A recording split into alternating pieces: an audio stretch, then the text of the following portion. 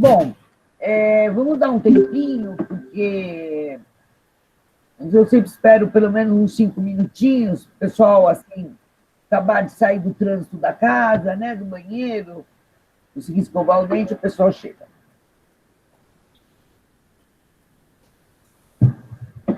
Eu avisei no WhatsApp do grupo também. O problema, Ricardo, é que eu não tenho, o meu fone não funciona aqui, eu não sei o que fazer. Eu vou colocar um fone para você não ouvir as pessoas, isso eu vou usar. Mas o fone de eu falar, eu tenho que falar meio alto. Não tem.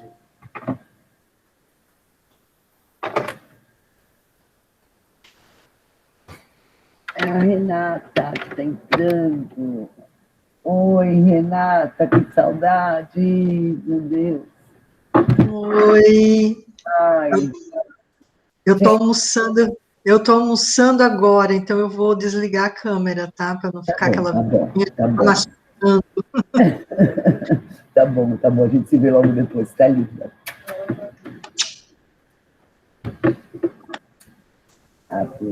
A Renata, ela estava aqui em São Paulo, agora ela está no Rio,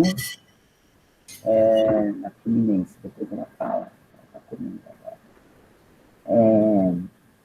Trabalha com textos clássicos, grego, adora adaptação. É uma das membros fundadoras do Brecht.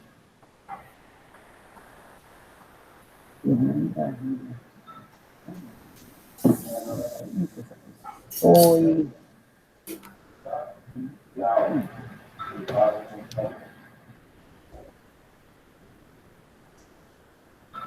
Sim, com muito orgulho. Com muito orgulho. Eu tenho muito orgulho do nosso grupo. Tenho muito orgulho, eu valorizo muito o nosso grupo. Acho que a gente faz muita coisa legal para as adaptações no Brasil, da tradução.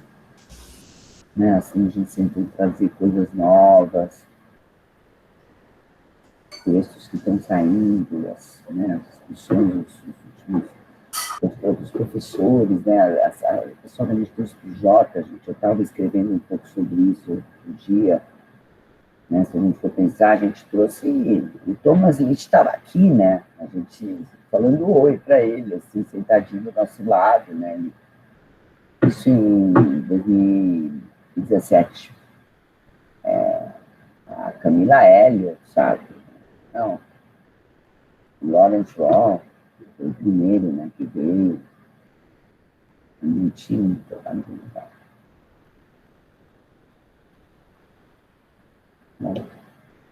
Bom, gente, vamos fazer o seguinte, dando 2h...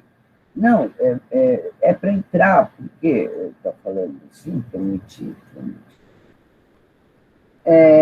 Oi, meninas. Oi, Gisele. Gente, a Gisele tem um canal no YouTube, chama Vitamina Poesia, né, Gisele? Tá no link... Oi, Silvia, Vitamina de Poesia. Vou por aqui o link daqui a pouco. Para quem se interessar mais, o link do canal dela tá no canal do Brecht, bem legal, ela sempre está colocando umas coisas bem interessantes, vocês podem dar uma olhadinha lá. Bom, gente, eu descobri agora, assim, à tarde, antes do almoço, que, na verdade, a gente já falou sobre esse capítulo. Inclusive, oi, Renata, é o Hugo, né? Ele... ele está entrando, vamos lá.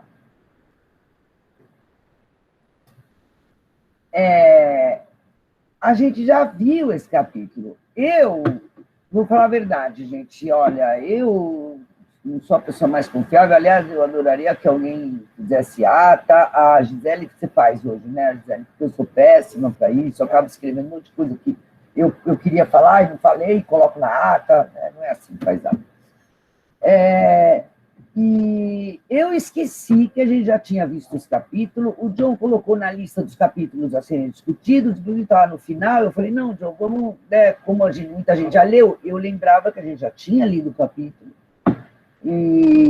Inclusive, ele já foi apresentado, foi discutido, mas assim, tem umas 30 pessoas novas no grupo, que estão participando do grupo, o grupo foi divulgado, então, né, participando, estão ouvindo as discussões, pessoas de fora de São Paulo, até de fora do Brasil.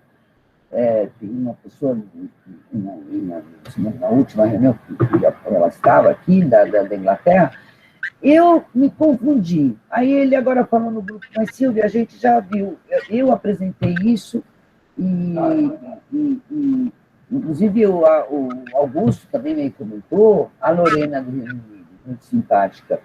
E aí eu falei, bom, fica assim, fazer o quê, gente? A gente discute de novo, tem gente nova no grupo, o capítulo é maravilhoso. Eu não percebi também, porque em vez de ler a minha cópia que eu leio sempre, eu peguei a cópia que eu mando para os outros, aliás, até marquei, não deveria ter marcado, vou ter que marcar. Então é isso, só para avisar vocês que a gente já conhece, alguns desse grupo já ouviram essa discussão, mas ela foi feita por outra pessoa, por outras duas pessoas. Oi, Lorena, você está aí? Então, eu acho que é tudo super válido a gente apresentar de novo com outros olhares e como o próprio Bakhtin falou, né? E o autor do capítulo, sabe, a gente só vai sair ganhando com tudo isso. Então, eu deixo o floor para vocês. A Gabriela e a Fernanda gentilmente se ofereceram. Gente, para quem está novo, olha aqui o canal da nossa amiga Gisele. Como eu falei, o canal dela é bem legal. Gente, lembrem que a gente sempre precisa de uma ou duas pessoas para fazer esse tipo de coisa que as meninas vão fazer agora, tá? Que é apresentar o capítulo de leitura. Então, quem ainda não falou, se quiser já se candidatar ao final, só mandar um oi, ou falar eu quero, e aí já fica combinado, tá? Porque senão não tem que ficar pedindo, implorando nada para mim. Bom, vamos lá, meninas. Ok, então, a Fer vai colocar aí para apresentar, a gente já testou, né, então acredito que vai dar certo, enquanto vai carregando aí. Então, assim, como a gente combinou com a professora Silvia, né, ela até sugeriu da gente dividir, então a gente combinou, né, de tipo, eu falar mais no começo e a Fer falar mais no final, mas como toda e qualquer boa apresentação, né, tipo, nada impede da Fer complementar o que eu disser, ou vice-versa, até mesmo vocês, né, todo mundo a gente parte do pressuposto de que leu, né? Então, assim, sintam-se à vontade para interromper ou qualquer coisa do tipo, tá? Porque acho que é esse o intuito principal, né, desse tipo de discussão aqui no grupo. Então, me apresentando, né, eu sou a Gabriela Pereira, e a Fer vai apresentar junto comigo. Eu e a Fer nos conhecemos há muitos e muitos anos, né? Realmente somos pessoas novas, mas a gente se conhece desde criança. E fico muito feliz da gente fazer essa parceria aqui agora. Eu sou da UEM, eu estou fazendo mestrado na UEM, em literatura e construção de identidade, trabalho com literatura indígena, uma tradução de uma literatura, de um texto de literatura indígena, e a Fer, mais pra frente, ou se quiser agora, Fer, você quer se apresentar agora ou depois? Eu apresento agora. Oi, gente, sou a Fernanda. Eu sou aluna de mestrado na USP, no programa Letras, né, Letras Estrangeiras e Tradução, e eu trabalho com adaptação cinematográfica. Eu analiso Little Women, de 2019, dirigida pela Greta Gerwig. Perfeito. Então, pessoal, a Fer vai ficar passando aqui para mim, mas então, começando então a introdução aqui, de fato, a gente vai falar sobre esse livro sobre esse artigo, né, sobre Bakhtin, intertextualidade e adaptação. E, assim, né, como a Silvia enfatizou bastante, eu sou nova no grupo, então eu não tinha lido esse artigo ainda com o grupo, mas eu até estava comentando com ela antes de começar a gravar, né, que eu achei um artigo extremamente válido, e o que me motivou, inclusive, a aceitar o convite. A gente tem cachorros na minha casa, então às vezes eles latem, tá? Enfim, o que me motivou a aceitar o convite foi justamente porque eu acho, tá? Uma opinião pessoal minha, ler Bakhtin é um desafio muito grande, tá? Porque sai um pouco da minha zona de conforto enquanto uma pessoa dos estudos literários. Mas fiquei muito feliz com a leitura. Na minha também tem cachorro, então tá bom. Enfim, mas agora partindo para a introdução de fato do texto, né? Eu achei muito interessante justamente porque a fonte que o autor, né, afirma fazer com o Bakhtin e a adaptação está justamente ligada à intertextualidade, né, que é um dos pontos chaves dos estudos do Bakhtin. E ele vai, né, durante todo o texto, o autor do artigo, ele vai fazendo essa ponte com as discussões que o Bakhtin trouxe e com a adaptação. Pode passar, Fer.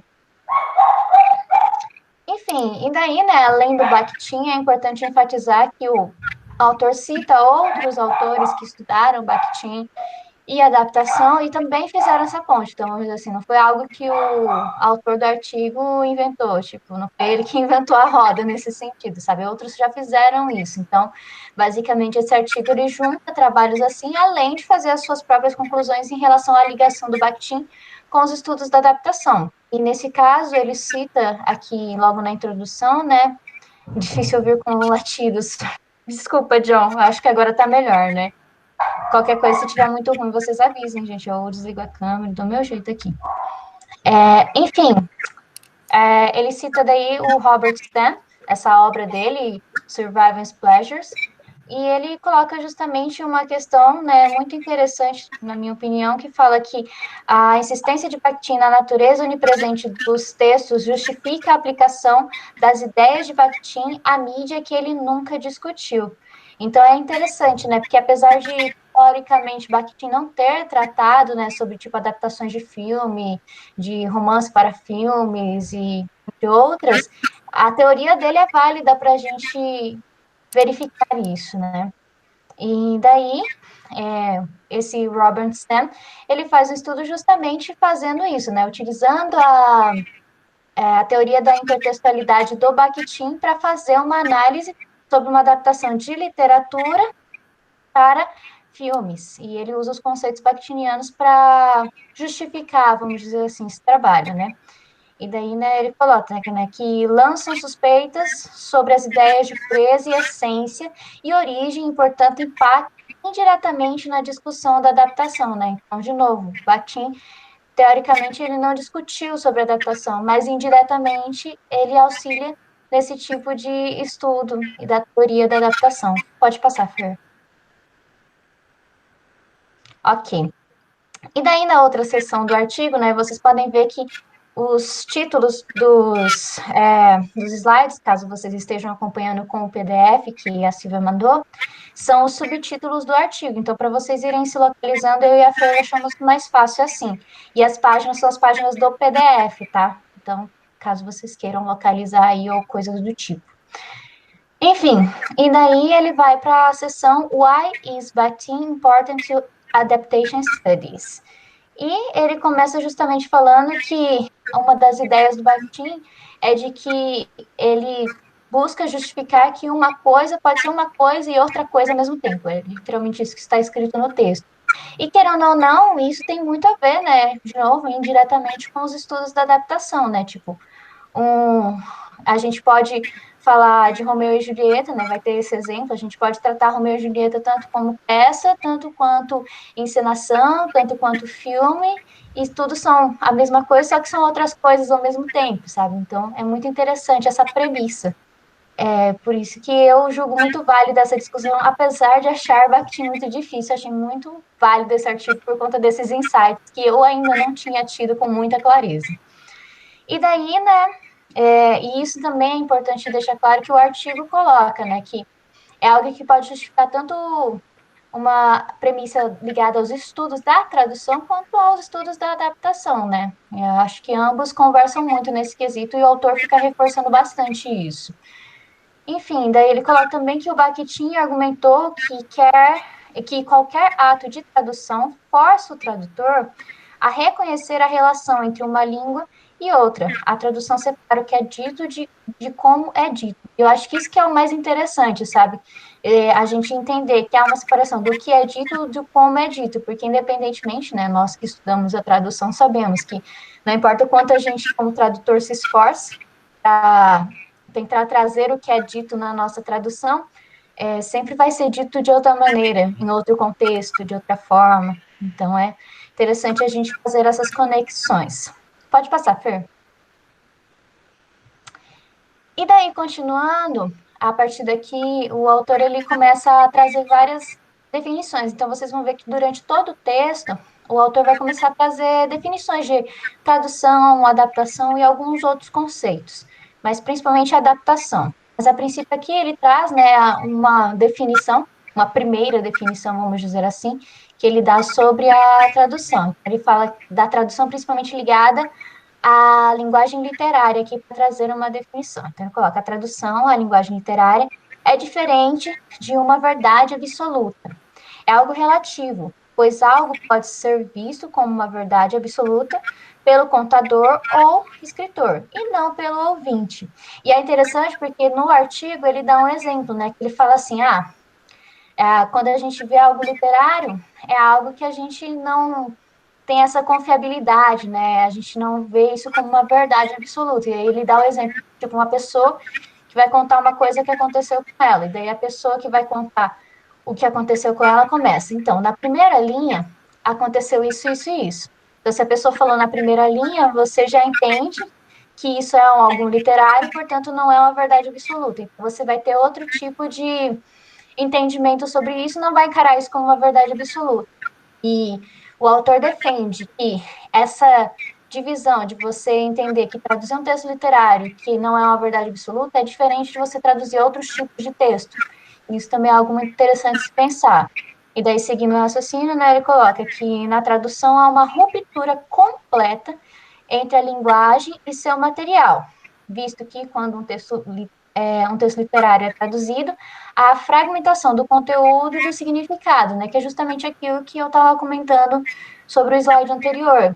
Não importa quanto o tradutor se esforce, né, há uma divisão de águas, há esse gap, né, que está até mencionado no próprio texto, e a gente consegue vislumbrar isso fazendo esse tipo de divisão sobre a tradução literária ou não, e, de maneira geral, da prática da tradução geral, ela gera isso, e a gente sabe. Pode passar. Ok. E daí o autor começa a fazer, né, as correlações do Bakhtin com a adaptação, e daí ele menciona outro quesito que eu achei muito importante, que é a referência, os conceitos de referências e memórias simultâneas e percepções. Então, ele usa esses termos, referências, memórias simultâneas e percepções, que, teoricamente, o autor meio que coloca eles em pé de igualdade, como sinônimos, e ele menciona nesse quesito de que, tipo assim, eu posso ver um filme chamado Romeu e Julieta, vamos dizer assim. Vamos dizer assim que eu vi Romeu mais Julieta, foi meu primeiro contato com esse tipo de história do Shakespeare na minha vida, digamos assim. E eu posso, a partir desse meu primeiro contato, considerar que eu entendo Shakespeare e quando eu ler a obra original do Shakespeare, eu vou ter a noção de apanhar as referências, essas memórias simultâneas, essas percepções. Eu vou ter essa condição ao comparar uma a outra. Isso que ele menciona no artigo quando ele coloca, né, referências, memórias simultâneas e percepções, como esse tipo de coisa que a gente consegue, depois de ter o contato com a obra, o texto-fonte, a gente consegue fazer os links, né?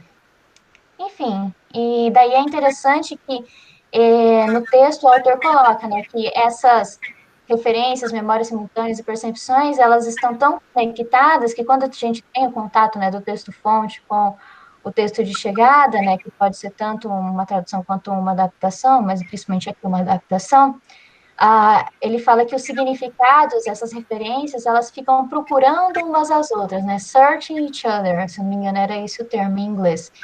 E é interessante, né, que, tipo, é uma ligação tão forte que ele fala que as próprias relações, as próprias referências buscam umas às outras, elas buscam se conectar. E é interessante, porque quando a gente percebe uma ligação de um texto com o outro, de um filme com o outro, etc., a gente tem um insight, né, a gente vê essa relação acontecendo. Pode falar, prof. Oi, o que eu queria dizer é que interessante porque eu estudei isso como memória afetiva. Quem conhece a Koskinen, que, aliás, assim, eu recomendo muito para quem trabalha com retradução e para quem trabalha com adaptação também. A Cosquinha estudou Alice no País das Maravilhas e outras coisas, e ela menciona isso. Achei interessante, porque, né, como, né, as coisas vão fazendo uma abordagem de uma outra maneira. A gente vou falar isso para vocês, que tem uma outra, então, visão disso com esse nome, chama Affective Memory. Eu utilizei na minha tese, inclusive quando eu fui fazer a defesa das minhas hipóteses, porque eu vi isso por exemplo, no Lobato, no Don Quixote, que eu estudei as traduções do Don Quixote, para quem não sabe, e as adaptações. Quando eu entrevistei os adaptadores, foi interessante, porque ele mencionava isso que ele fala aqui. Então, eles falavam... eu perguntava sempre, da onde você conhece Quixote? E mais de um falou que conhecia o Quixote através do Lobato. Inclusive, um deles, que é o mais novo, que era o adaptador, um dos mais adaptados também, ele conhecia através do Sítio do Pica-Pau. Olha que incrível, quer dizer, o que ele menciona também, né? Então, mas tudo bem. Essa história de memória afetiva também tem a ver, por exemplo, eles mencionavam, quando você vai escolher um livro, por exemplo, do teu filho, você quer que ele leia, sei lá, o Quixote que você leu, que era o do Lobato. Ele dava por aí também, né? Só isso, não, desculpa, só queria... Não, imagina. Mas é importante falar que tem outra pessoa também, que de repente alguém quer estudar isso, né, e aí já... Então tá, continua aí, tá ótimo. Obrigada. Não, mas eu acho bom fazer esses links, até porque, se eu não me engano, a Linda Hutton também faz uma interpretação ligada a esse tipo de memória afetiva. Eu só não me lembro se é esse o termo que ela usa, mas eu sei que ela trata disso também. E, inclusive, ela vai ser mencionada mais para frente no texto para tratar de algo nesse âmbito. Então, é importante mesmo, sim, a gente enfatizar que tem outras pessoas que estão falando disso, né? Como eu disse no começo, tipo, nada do que realmente esse autor está dizendo é novo, ele só está juntando as informações, o que também é muito válido para a gente entender esse processo da conexão do back que a gente pode fazer com a adaptação, né? Enfim, e daí, continuando, né, como eu tinha dado o exemplo, né, basicamente é o mesmo exemplo que estava ali no slide, então não vou ficar sendo redundante. Pode passar, Fer, sem problema algum. E, então, era aquele exemplo. E daí, né, concluindo essa parte do Why is Bacting Important to Adaptation Studies, ele faz um posicionamento que eu achei também muito, muito importante, que, né, ele coloca que, tipo, de um lado, nós temos o Sócrates e o conceito de que toda expressão artística é uma cópia, né? A gente conhece a frase famosa que a gente fala, né? Nada se cria, tudo se copia. E a gente atrela meio que isso ao Sócrates. A gente entende isso. E, vamos dizer assim, que de maneira oposta, do outro lado, está o Bakhtin, que se posicionou, segundo o autor, como um anti-aristotélico, e que, portanto, considera que a arte literária, e particularmente as adaptações, podem ser mais do que uma mímese, né? Mais do que uma cópia, uma imitação. E é interessante a gente ter isso claro também. Fer, pode passar. Assim, e daí agora a gente vai para uma parte que eu achei muito interessante, porque eu acho que, assim, não sei vocês, mas eu, de maneira geral, quando leio textos sobre adaptação e tradução, eu acho muito, muito válido exemplos, até para a gente, de fato, tentar entender melhor como funciona, né?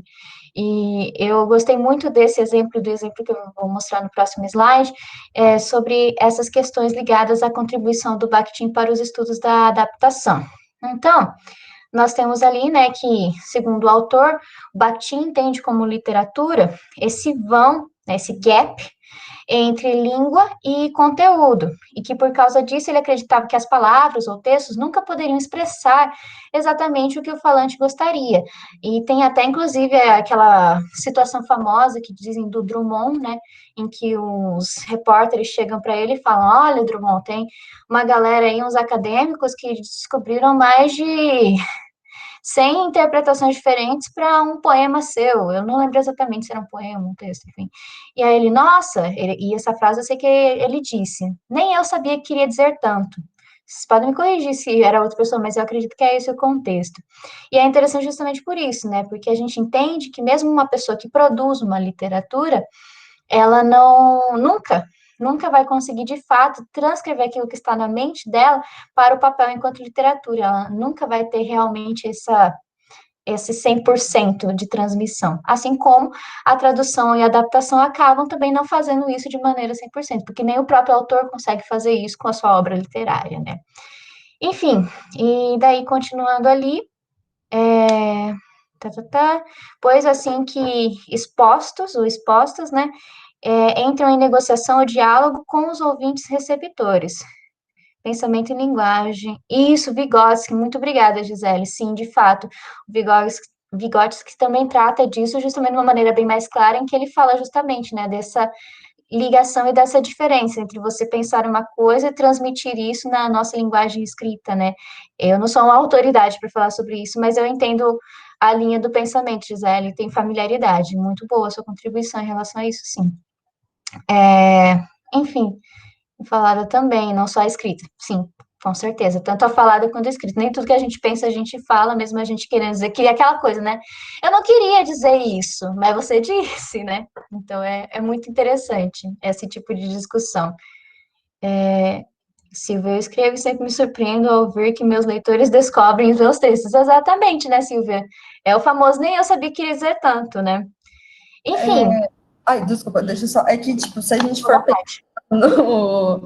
no diálogo, né, no dialogismo bakhtiniano, que também eu fico tentando ler Bakhtin há 6 anos e parece que toda vez que eu leio tem mais coisas que eu não entendo, mais coisas que eu não entendo do que eu compreendo.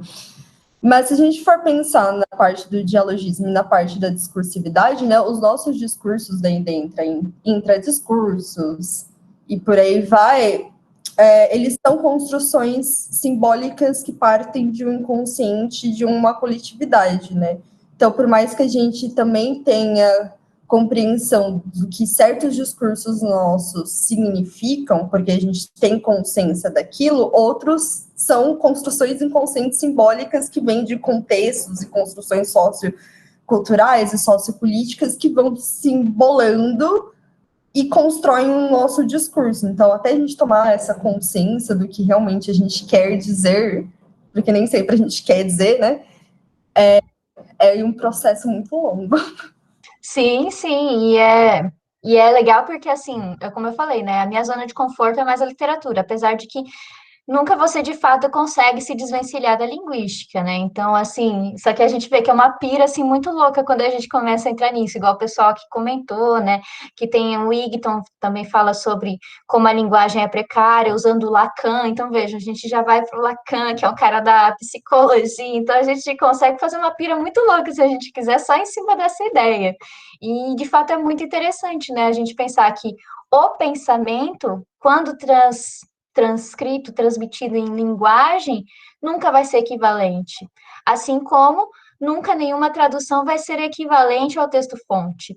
Aí, o mesmo vale para uma adaptação. Então, isso que é interessante. Só que o ponto positivo que eu vejo disso tudo é o que o próprio autor do texto colocou, né? Que, no final das contas, se a gente parte por todos esses pressupostos, a gente entende que uma adaptação, ela é uma contribuição. Então, ela não é uma coisa negativa. Ela está contribuindo para esse texto de partida. Essa ideia, e como a Silvia também comentou, tipo, as pessoas falam do texto dela coisas que nem ela imagina, que no fim se tornam diamantes. Então, a gente acaba melhorando, contribuindo. Eu acho melhor contribuindo para ficar melhor o termo. Enfim, só para terminar esse slide, eu coloquei aqui a imagem, né, de uma moça, ela está num jogo de vôlei de praia, e ela está indo em busca de uma bola que alguém tacou.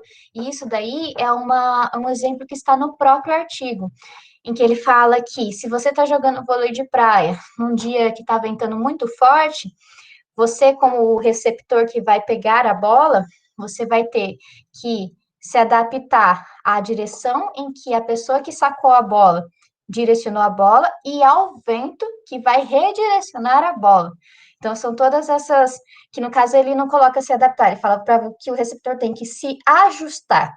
E daí ele coloca que em termos de, pensando na ideia do Bakhtin, esse ajuste seria um diálogo, né, uma maneira de diálogo entre o receptor, em que ele tem que se ajustar, né, às intenções de quem sacou e ao vento, e que tudo isso seriam os contextos socioculturais. A gente poderia dizer que é uma analogia em que a gente pode colocar essas questões ligadas aos ajustes como contextos socioculturais. Pode passar, Fer. Enfim, e daí, né, o outro exemplo aqui, ainda falando sobre isso, é agora ligado ao termo influência, ao conceito influência que o autor também trabalha. Então, ele coloca que a influência é uma via de mão única, em que, né, só estamos falando da mão do autor, e da indeterminação textual. Então, ela não tem essa ideia, essa premissa de colaboração que a gente estava vendo no slide anterior.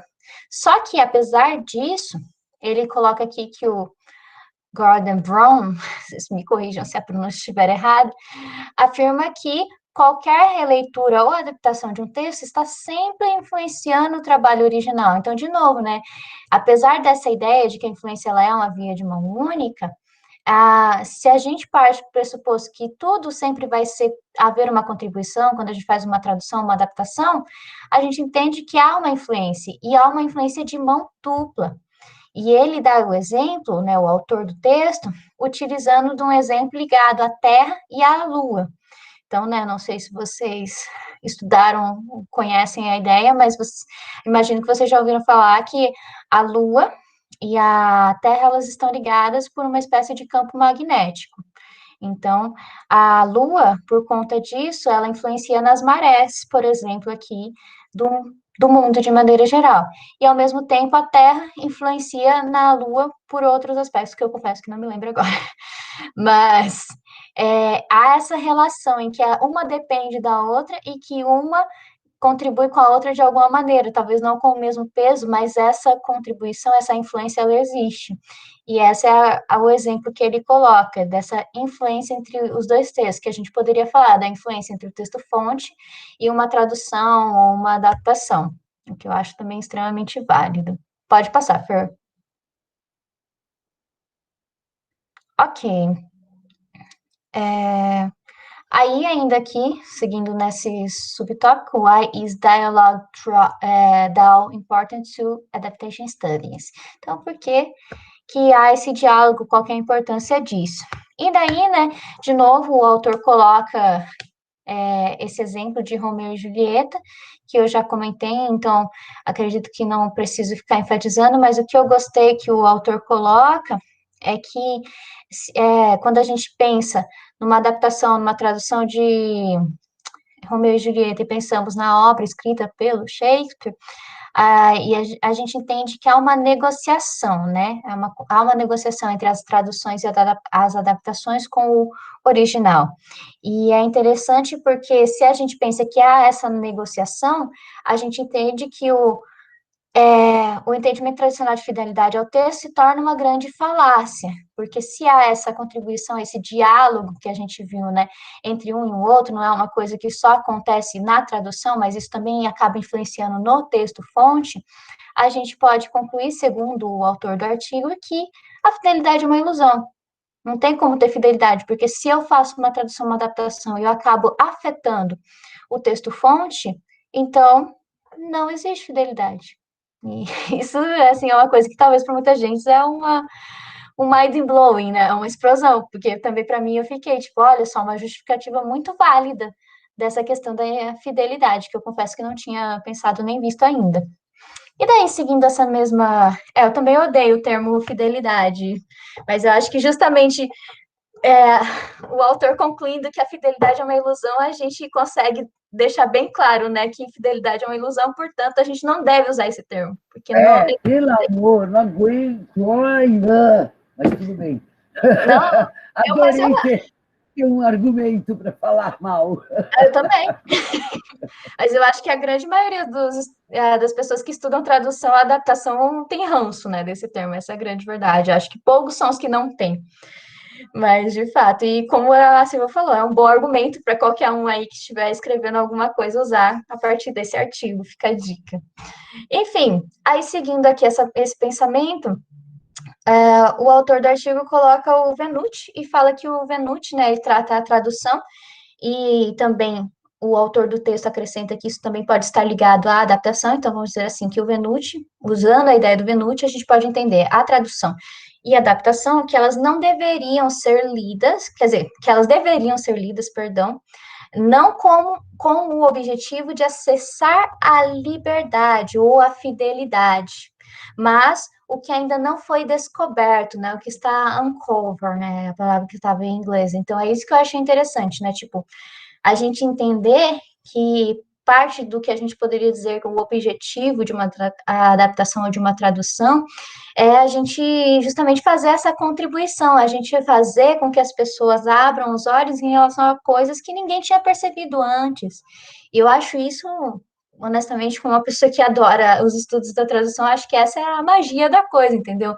A gente não está simplesmente fazendo um ato prescritivista de dar um Ctrl+C, Ctrl+V a partir do dicionário, é algo muito maior que isso. Eu acho que esse artigo, a partir do ponto de vista da intertextualidade do Bakhtin, deixa muito claro vamos dizer assim, a valoração do nosso trabalho enquanto tradutores e adaptadores. Pode seguir, Fer. Ok. Aí tem um outro ponto muito, muito interessante, em que ele fala de que os leitores, eles são passivos no processo de adaptação.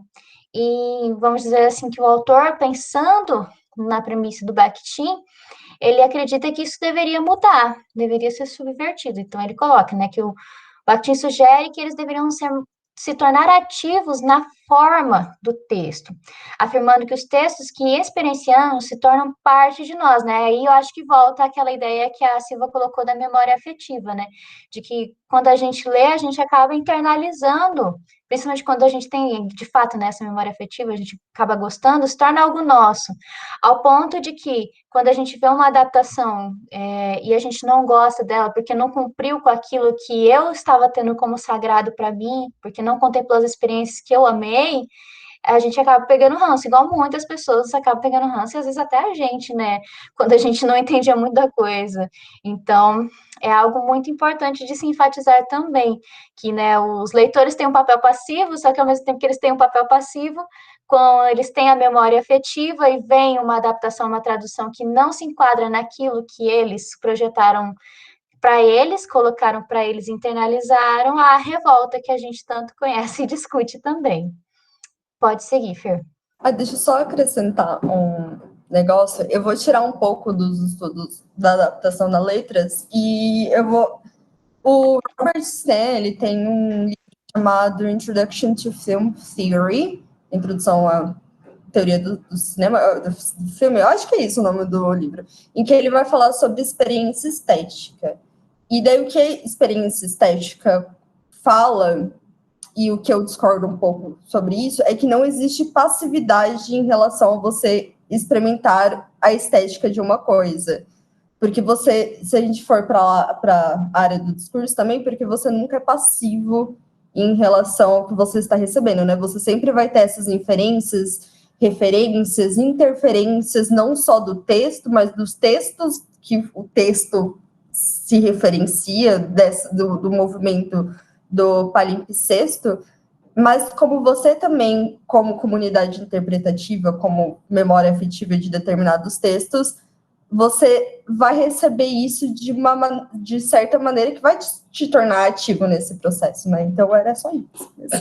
Sim, mas é o que justamente está diretamente ligado a essa ideia do diálogo, que a gente, querendo ou não, alguns teóricos querendo admitir ou não, acontece. Essa via de mão dupla de contribuição, ela acontece não só do tradutor para contexto-fonte, mas até mesmo do leitor para contexto-fonte, né? E é importante que a gente tenha abertura para realmente identificar isso e saber que é real. E, enfim, muito válido. Pode seguir, Fer.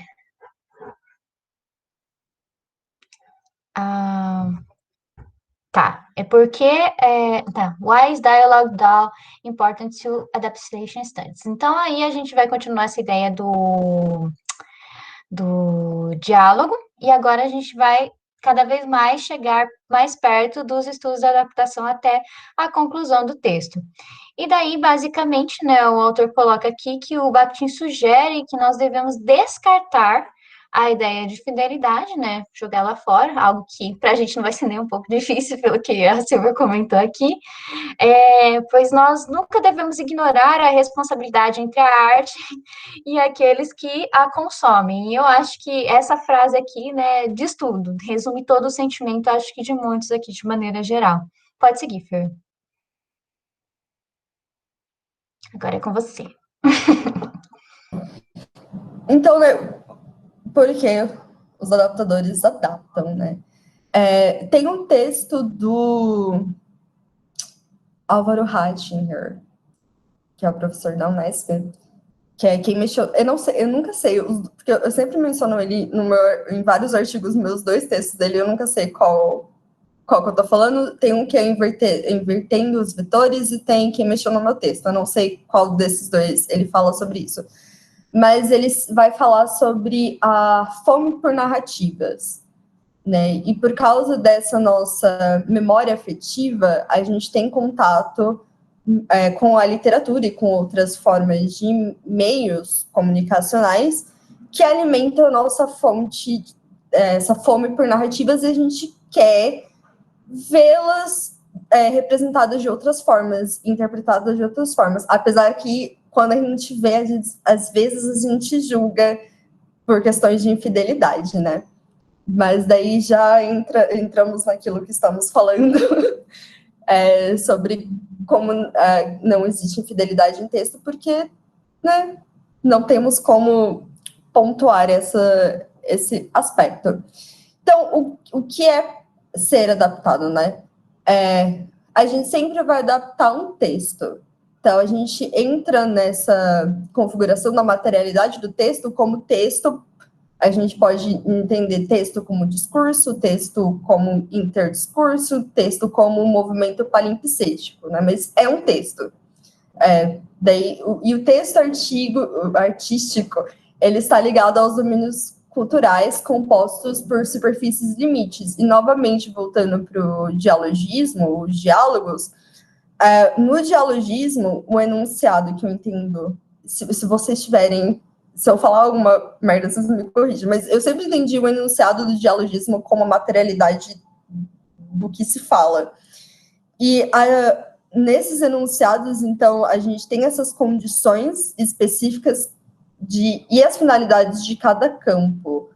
Então, esses são as superfícies e os limites, né? Se a gente for pensar no cinema, o cinema tem uma linguagem específica, uma estética específica, então o texto artístico, ele tem esses domínios e esses limites do que compõe o cinema. Jogos também tem, literatura também tem, né? Mas o que isso impõe, então, é que, por estarmos tratando de um texto, ele sempre está aberto a interpretações, justamente por causa dessa via de mão dupla, que uns textos influenciam, interferem em outros, né? Então, a gente sempre vai ter interpretações novas. E a adaptação, acho que é importante falar, que a adaptação em si já é uma interpretação da pessoa que adapta. Então, a gente tem a interpretação de um texto que foi adaptado, a interpretação nossa daquele texto que está sendo adaptado, que se transforma em outro texto. Então, a gente está falando de intertextualidade, por aí vai. Essa questão da... Gente, eu vi que tem um monte de comentário. Pode deixar, amiga, eu vou lendo qualquer coisa aqui. Não, desculpa, Fernanda, é que a gente estava falando sobre aquele livro, e a Gisele disse que o primeiro não é legal, gente. Então, eu coloquei 2 links, que foi o que eu achei. Quem quis se interessar no livro, parece que é só para pegar o segundo, que é do Paulo Bezerra, tá? Eu não falo mais. Beleza. Não, mas pode falar, é que eu vi um monte de coisinha. Não, te atrapalhei no final. Vai, vamos lá. Daí, o que a gente entende, então, como essência, seria cada ato cultural vive essencialmente nos limites e deriva sua seriedade e significância a partir desse fato. Naquele texto do Walter Benjamin, que eu acho que todo mundo já leu, todo mundo já discutiu, né, a obra de arte na era de sua reprodutibilidade técnica, que o Walter Benjamin vai falar sobre a aura da obra de arte. E eu lendo um texto também que fala sobre experiência estética, que fala sobre como essa essência, como essa aura, ela está justamente no ato da leitura. Então, o texto em si, ele não tem uma essência, ele não tem uma aura. A gente que atribui uma essência, um significado a ela. Então, de novo, novamente, essencial aos seus limites, né? Então, quando separado pela abstração advinda desses limites, o fato perde o chão de seu ser e se torna um vácuo arrogante. Até porque, se a gente pensar nessa construção do dialogismo, que nós atribuímos significados enquanto pessoas sujeitos dentro do discurso, né? Que o discurso seria interação de sujeitos, que nós estamos determinados por uma estrutura linguística e por fatos de contextos sócio-históricos. Então, se a gente, como sujeito, atribui significado, atribui uma essência do texto, a gente está dando uma interpretação, e cada interpretação vai ser diferente. Então, o texto não possui uma essência única, mas ele possui várias essências, várias auras, por assim dizer. Se eu estiver viajando na maionese, me fala, tá? Então, o significado de qualquer texto está ligado exclusivamente à sua superfície, justamente por causa desse momento que nós não acessamos, a gente só acessa que ele fala sobre o balão, né? Então, o balãozinho texto seria a superfície, dentro do balão seria esse vácuo. Mas a gente só acessa, então, essa superfície como ela interage com outras superfícies. Então, pensando nas adaptações cinematográficas, a gente sabe... Eu falo da adaptação cinematográfica porque é a área que eu estudo, é a área que eu tenho mais conhecimento. Mas pensando no... Ele gosta muito de fazer metáfora, pensando na adaptação... Não, eu fiquei impressionada. Tudo ele faz umas metáforas completamente assim, da onde que o cara tirou as coisas, né?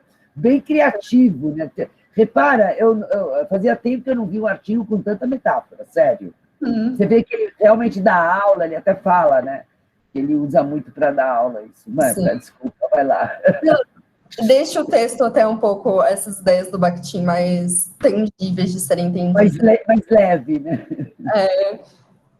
Mas, então, voltando da adaptação cinematográfica, o que seria essa superfície? O cinema, o que a gente vê na obra, né, produto final, filme, é uma interpretação de vários interpretadores, né? O filme, ele é uma mídia audiovisual, então ele é composto, pensando no contexto brasileiro. A gente tem legenda, a gente tem dublagem, a gente tem filme, a gente tem a música, a gente tem as imagens, a gente tem figurino, e todas essas coisas vão construir o significado simbólico desse filme, né? Mas o que a gente entende enquanto pessoas leitores é só pegar toda essa materialidade e juntar, tipo, todos esses aspectos e juntar e formar um texto, essa materialidade, e então não dá para desvencilhar um aspecto do outro, certo? Então, por isso que eu acho que seria só superfície. Mas também, não sei. Então, a adaptação é um entendimento particular de um texto que é diagnosticado constantemente, negociado por meio desses limites, que a gente pode entender os limites tanto das nossas interpretações até os limites dos meios que se passam, né? E lembrando que a adaptação, apesar de a gente quase sempre falar de adaptação de um meio para o outro, uma adaptação também pode ocorrer, né, entre o mesmo meio. Então, o que seria, de fato, uma adaptação? Uma adaptação é uma maneira de olhar e pensar os textos, pensando que, então, todos os textos são adaptações até certo grau, se a gente for pegar essa parte da intertextualidade, das interferências do movimento palimpsestístico, e ele tem um relacionamento nítido definido com um texto-fonte. Aí a gente já fica assim, mas será que é realmente nítido e definido enquanto leitor, né? Porque se eu não conheço a obra do texto-fonte, eu não vou saber que aquilo é uma adaptação até alguém me falar. É uma adaptação, né? Então, quão nítido e definido é uma adaptação?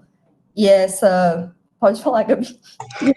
Não, enfim, eu não queria te interromper, mas, assim, só complementando essa ideia, eu me lembrei que no próprio artigo, né, o autor, ele cita, não vou me lembrar o autor, que ele tava citando um autor que disse que, por exemplo, a gente poderia pensar que quando a gente quer definir uma adaptação, a gente poderia usar a frase desse autor que, ao tentar definir a pornografia, diz, eu não sei definir a pornografia, mas se eu vejo, eu sei que é.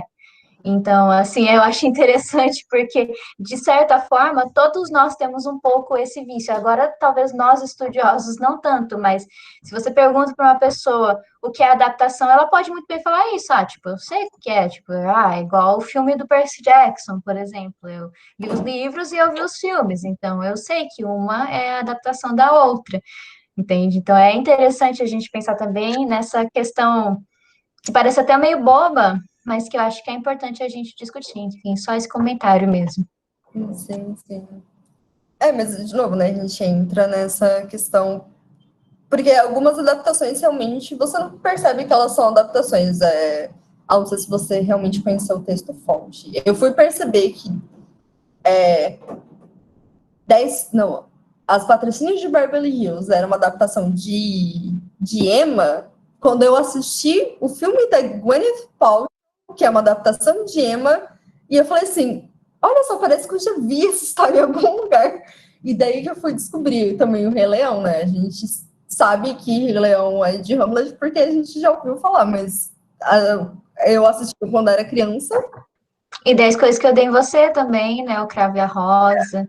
Não, gente, eu tenho que confessar, assim, o Rei Leão era o filme preferido do meu filho. Eu devo ter assistido o filme zilhões de vezes. E meu filho nasceu em 90, né? Então, assim, só quando eu fiz o curso do John, aí alguém comentou, eu falei, mas eu me senti uma idiota. Eu falei, meu Deus, óbvio, tá tudo lá. Foi muito engraçado, assim, perceber, assim, que eu me senti uma boba, né? Tipo, assim, mas é ótimo essa coisa, essa surpresa que você leva. Assim, ou o próprio West Side Story, tipo, é mesmo, né? Você fala, nossa, é claro, né? É que o West Side Story pouca gente conhece, assim, quer dizer, só quem estuda mais, o pessoal de hoje em dia não relaciona com nada, né? Tipo, né? Não viu esse filme, né? Mas, bom. Vai sair uma adaptação nova de West Side Story. Olha, isso é legal. Isso daria uma boa série, hein? Daria uma boa série. Bem legal. Vamos lá. Gente, eu já estou terminando. Esse é o penúltimo slide. E depois ele fala, então, desses textos canônicos e textos grotescos que eu entendi, ao mesmo tempo não entendi, né? Mas os textos canônicos, que não são os textos canônicos literários, né? São o que eles chamam da prática do discurso ou da fala polida canônica. É mais ou menos isso. Então, são textos que perdem contato com outro texto, então eles perdem a sua intertextualidade, e por perder sua intertextualidade, eles perdem sua literariedade devido à não abertura de uma interpenetração ou interpretação. E daí, os grotescos, eles são os que convidam o leitor. Mas daí, pensando nesses dois textos, eu fiquei na minha cabeça, mas será que não... Se a gente pensar em texto como um discurso, será que não são todos os textos que convidam a gente também a perceber outras interconexões? E daí Ele não deu exemplo também, eu achei muito complicada essa coisa. Primeiro assim, ele deixa, então, né, faz uma confusão, pelo menos para mim, né, gente, que eu estudo Cervantes, né, me deu um negócio, que eu falei, gente, então pera um pouquinho. Tá, eu sei aquele papo de não ficar usando canônico, né, ficar aquela coisa, eu sempre tomo cuidado de falar dentro da literatura ocidental, né, porque, de repente, na oriental você tem outro canon. A palavra canon, para mim, é isso, são os textos que foram conservados, inclusive, lembrando o Lefebvre. Então, vamos voltar para o Lefebvre. Se você vai para o Lefebvre, quer dizer, quais são esses textos que ele fala aqui? Não permitem nenhuma... Eu não conheço esses textos, eu não conheço, porque todo texto que a gente conhece sempre vem de algum lugar, ele conecta com alguma coisa. Quais são? Ele não deu um exemplo. Então, essa... Isso. Desculpa, mas... O pessoal que queira aqui, ó, né, falar, o Daniel, que é o expert em Bakhtin, não lembro o que você falou naquele dia. Você vê como foi bom a gente discutir o capítulo de novo? Mas o que eu fiquei pensando sobre isso, Silvia, é que, assim, de fato, eu também achei confuso. Até que eu falei para a Fer que eu acho que ela até melhorou, assim, a questão dos slides do final, Não, porque ficou esse ótimo. final eu fiquei assim, meu Deus do céu, ela ainda deu uma melhoradinha do que eu tinha, que a gente fez, assim, uma contribuição, né, uma com a outra, porque eu, de fato, me deu um nó na minha cabeça, e bom saber que não foi só na minha cabeça que deu um nó, porque eu pensei nesses textos canônicos, principalmente, né, na questão ligada direto à semântica da coisa, né? Tipo, os textos tidos como sagrados, né? Tipo... Não, ele não quer usar a palavra, tudo bem. Agora, assim, tipo, será que ele está falando? Porque a própria Bíblia, quer dizer, a gente convidou agora a gente vai falar do Gotas, né? Que vai ser os online do Great, e a gente convidou uma pessoa que foi a orientanda do John, e ela trabalhou na atualização de uma Bíblia. Gente, se até a Bíblia ela conseguiu fazer alguma coisa, quer dizer, quais são esses textos? Não sei, o Daniel está aqui, Daniel, ajuda a gente aí nessa discussão. Já acabou? Você acabou, Fernanda? Você tem mais coisa? Não, só tem mais um, mas... Vamos lá. Não, eu só vou falar sobre que, basicamente, o convite que o Denis Coutins faz, é que a adaptação, então, é um trabalho vivo, possui uma validade artística na sua intermediação, e que a gente estudar, então, a adaptação também a gente entender como funcionam esses relacionamentos entre textos, referências e tal. Mas, Daniel, se você puder explicar aquela parte, porque agora realmente eu fiquei confusa mesmo. Eu texto assim. Não, muita coisa legal, eu marquei, inclusive, tem várias coisas que eu vou até usar, mas o legal é isso, né, desse livro. Eu duvido que alguém esteja usando alguma coisa dessas coisas que tem discutido, gente. Esse livro é maravilhoso, né? Realmente é maravilhoso. Fala aí, vai, Daniel, para de ficar fazendo suspense. Ele está mudo? Cadê ele? Daniel. Oi, gente. Oh! Então, eu não entendi muito bem onde ficou a confusão. Na história, se você puder explicar melhor esse papo que ele vem com o canônico e o grotesco, que ele fala que o canônico são textos assim completamente... Tem um rádio aí, dá para você baixar um rádio? Tem uma coisa assim? Rádio aqui? Eu estou ouvindo um rádio. Só se for a janela, só um instante, peraí.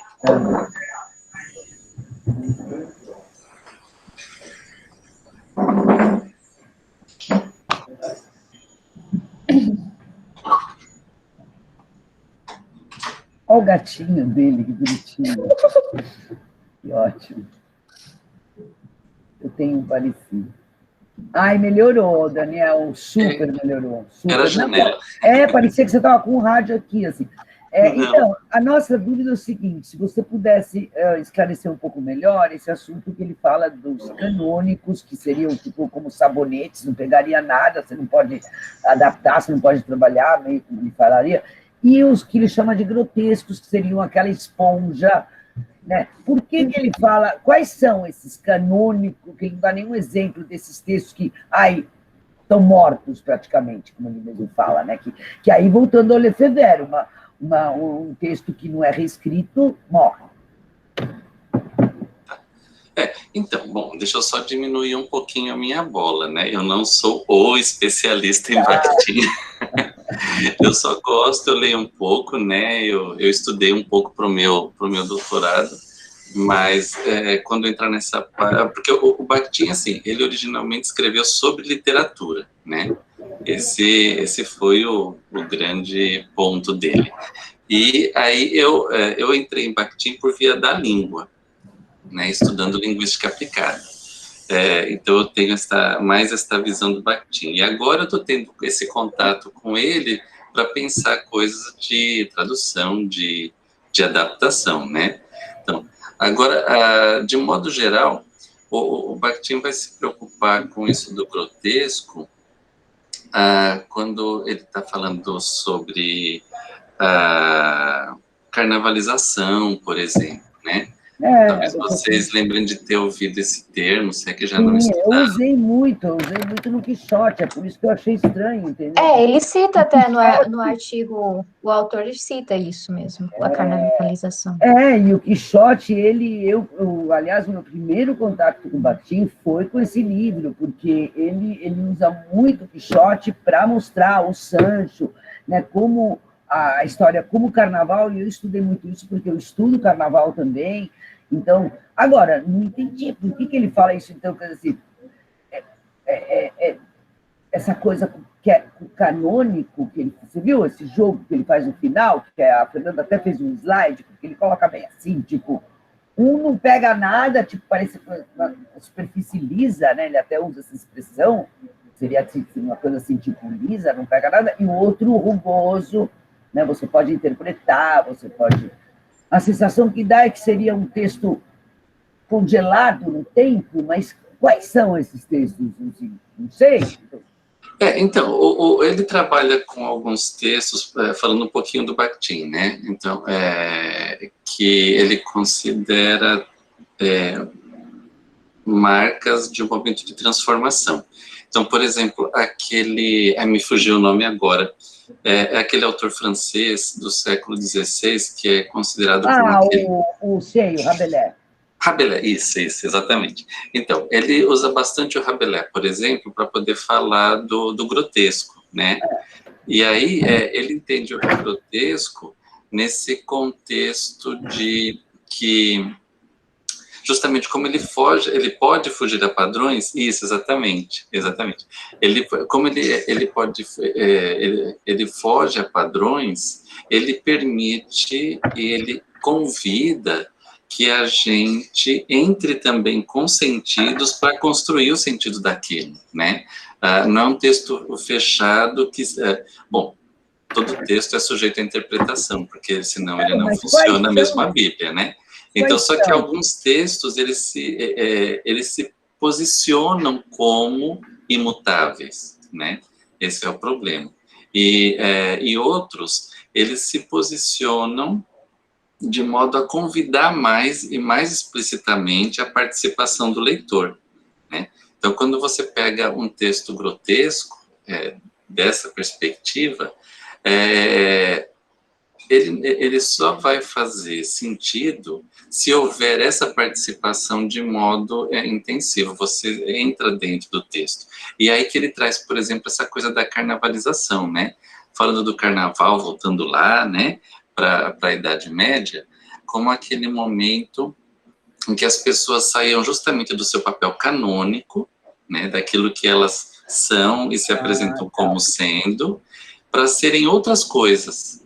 E aí, aí você consegue perceber um movimento de intertextualidade, né? Assim, nesse sentido de...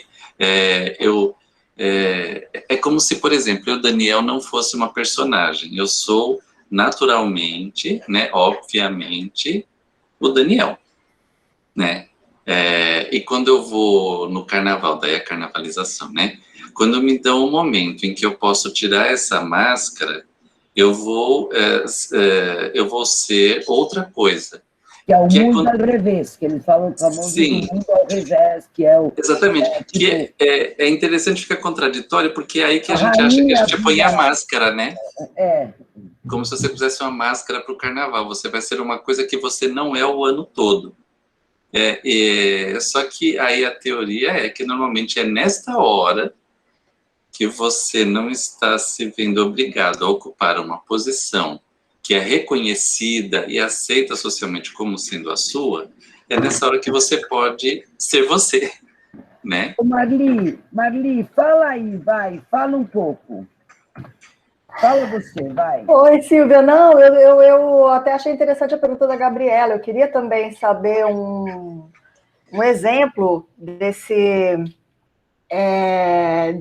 textos que ele diz que são... O grotesco é mais fácil achar, por exemplo, todos os textos barrocos, o próprio, por exemplo, o texto que ele exemplifica, né, quando ele vai do Rabelais, se você lê o Gargantua, ele é um texto grotesco. E o cara vai ao banheiro e se limpa com as plumas do ganso, e não sei o que lá, e bababá, sabe? E o cara... Então, mas é isso, porque eu não vejo isso como elementos grotescos. E o canônico, qual seria? Então, esse que é o problema, eu não entendi qual que é o canônico. Porque então, eu me confundi é uma questão de status, é uma questão do status do texto, quer dizer, o texto ele é considerado canônico, mas então aí por isso ninguém pode mexer, mas não existe mas aí essa possibilidade de não mexer, né? Claro, e é mentira, a gente sempre mexe, quer dizer, o Lefebvre mostra como a gente mexe o tempo inteiro, porque a gente vai traduzir, a gente vai fazer catálogo, mostram isso, a gente vai fazer, como é que chama, por exemplo, no caso do Quixote, você seleciona histórias, a gente está sempre selecionando, então, isso que eu acho legal no Lefebvre, ele mostra como o mesmo canônico não fica lá, congelado. Então, por isso que eu queria um exemplo desse canônico. Então, eu acabei me confundindo na hora de botar a pergunta no chat, peço desculpa, mas justamente queria saber se o Daniel conseguiria aplicar num exemplo a ideia, porque, de fato, agora ele explicando a ideia de novo, assim, ficou ainda mais claro, mas, de fato, eu ainda tenho dificuldade, igual a Silvia também colocou, de ter essa aplicabilidade na prática, sabe? De pensar, tipo, olha, isso aqui seria um exemplo, um texto, e por isso não daria certo.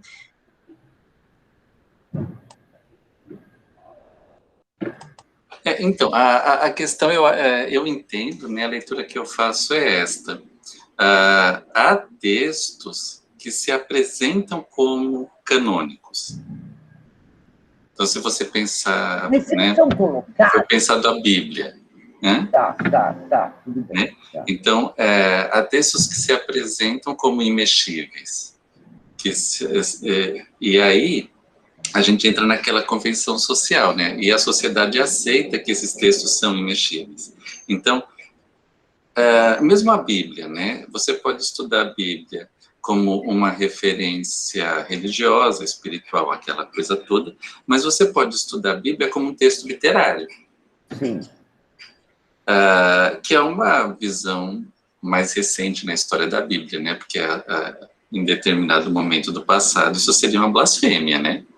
Então, eu acho que a questão é essa, não é que exista um texto canônico, mas há textos que ocupam essa posição e são aceitos como tais, né? A Bíblia poderia ser um grande exemplo, né? Mas assim, essa é a minha leitura, não que existam. Não, sim, agora ficou claro. Eu acho que, de maneira geral, a gente pode concluir, então, em relação a isso, que, assim, é uma ideia, só que, né, como a Silvia colocou, se a gente botar em prática o que o Lefebvre defende, a gente entende que, teoricamente, nenhum texto realmente é canônico, porque a gente consegue facilmente desconstruir isso. E a própria Bíblia, não tem novela? Sim. Aliás, é um ótimo tema para estudar. Ok. Posso entrar um pouquinho aqui? Claro. Sim. Então, isso dos textos imexíveis, há a parte legal. Todo mundo conhece os textos de Samuel Beckett, que agora ele morreu, mas o estado dele não permite qualquer mudança. Então, se não está no domínio público, o Estado pode exigir que não haja qualquer tipo de mexido de adaptação. Então, esse é o primeiro ponto. Aí eu fiz alguns pontos sobre o texto, eu vou rapidamente. Primeiro, essa diferença entre linguagem literária e linguagem não literária, que eu vou questionar, dando o exemplo de uma aluna minha de doutorado, Livia Lacombe, que está trabalhando o doutorado com a tradução de non-fiction. O que é non-fiction? Non-fiction é um gênero que eu não sabia existir antes de ter contato com Lívia, que tem muita coisa a ver com jornalismo, mas não 100%. o exemplo que muita gente conhece é, como chama, In True Blood, de Truman Capote, que baseado no crime do assassinato de uma família e entrevistas com os assassinos. Aí Truman Capote usa um tipo de mistura de jornalismo e ficção. Aí tem os outros gêneros com autobiografia, que tem elementos dos dois.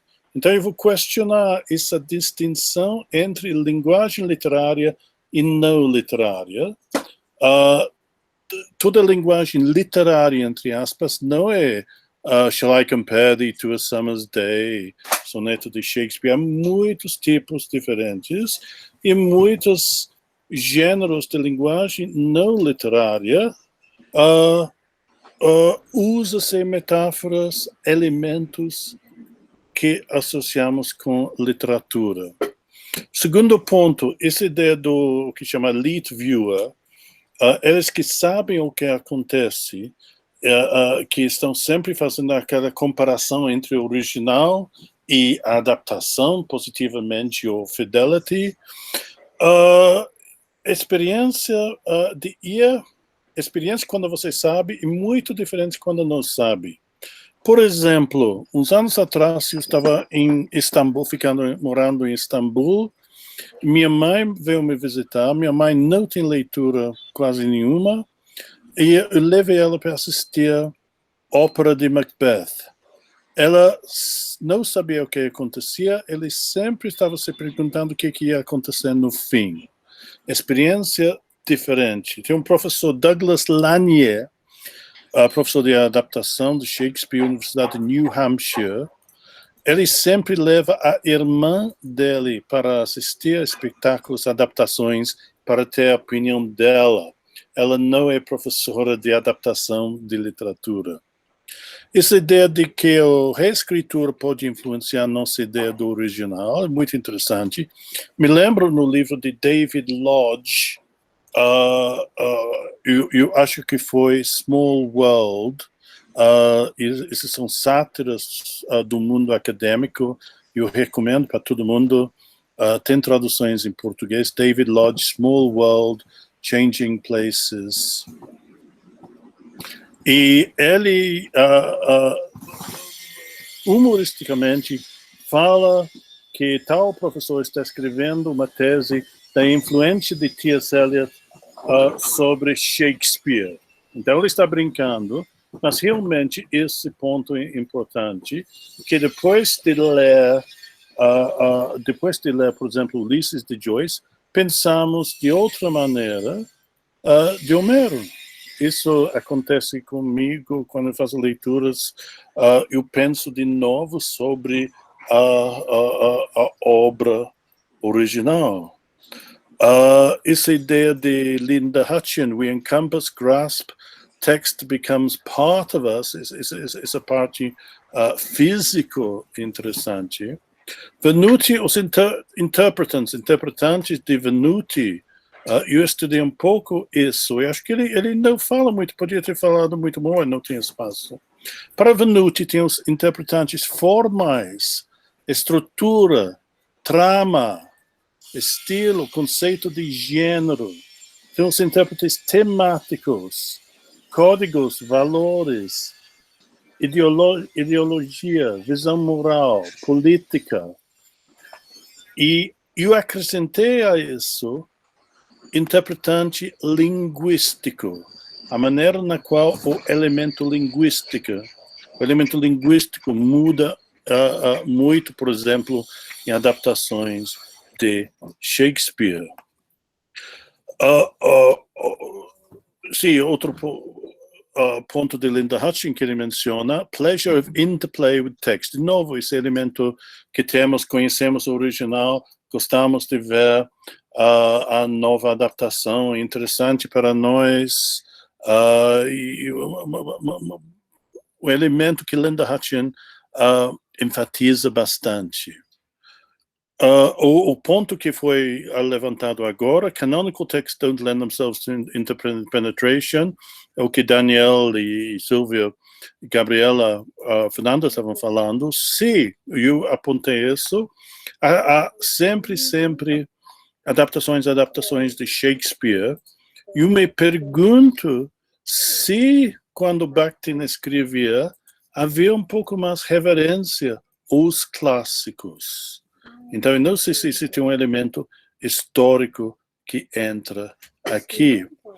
Já falamos um pouco da simultaneidade, do diálogo constante, que nunca dá para fixar o texto e os relacionamentos com o original, outros textos nas fronteiras, sempre nessa interpenetração, sempre esse movimento constante. Ok, pontos que eu queria levantar. Passo a palavra. Posso fazer um comentário? Legal isso, né, da época. Eu também pensei isso, Nidian, porque realmente na época dele, eu acho que primeiro, né, desculpa, Daniel, mas é que desde que tem, inclusive até coloquei isso, né, nas minhas notas aqui, desde que tem a época digital, mais ainda, quer dizer, agora eu não conheço nenhum texto que tenha sido adaptado, é complicado achar um texto intocável, como ele fala, né? Mas aquele respeito também, eu acho, da onde ele vem, né, John? Ele vem de um lugar que as pessoas, né, têm essa coisa mais, né, dos clássicos. Mas eu não consegui. Sim, interessante, sim, só para terminar aqui. Na Rússia, grande respeito que ainda tem para os intelectuais a inteligência, que ainda existe. Com Marina Darmaros, que alguns conhecem, fizemos um trabalho sobre Lobato, traduções de Lobato na Rússia. Quando Emília critica e xinga os historiadores e os filósofos, cortam no texto russo. Não se pode xingar a inteligência. Talvez um pouco disso. Até hoje, né, John? Toda aquela área. Eu lembro quando eu conheci os países da Cortina de Ferro, antes de cair o muro, né, aquela coisa com a música, né, sempre todos os músicos do século XIX, no máximo comecinho do 20, né, nada, e concertos e tudo, aquela grandiosidade, né, e a literatura russa, eles falavam muito, também de gente que estava escrevendo agora, eu não sabia de nada, mas eles, né, louvam. Do pouco contato que eu tive com russos, os poucos russos que eu conheci, todos, tipo engenheiro, físico, sabem recitar poesia.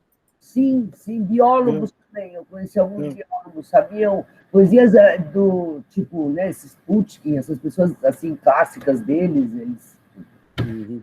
Bom, Solange, já que você está aqui, você chegou a ler que eles falam do Senhor dos Anéis? Lembrei muito de você.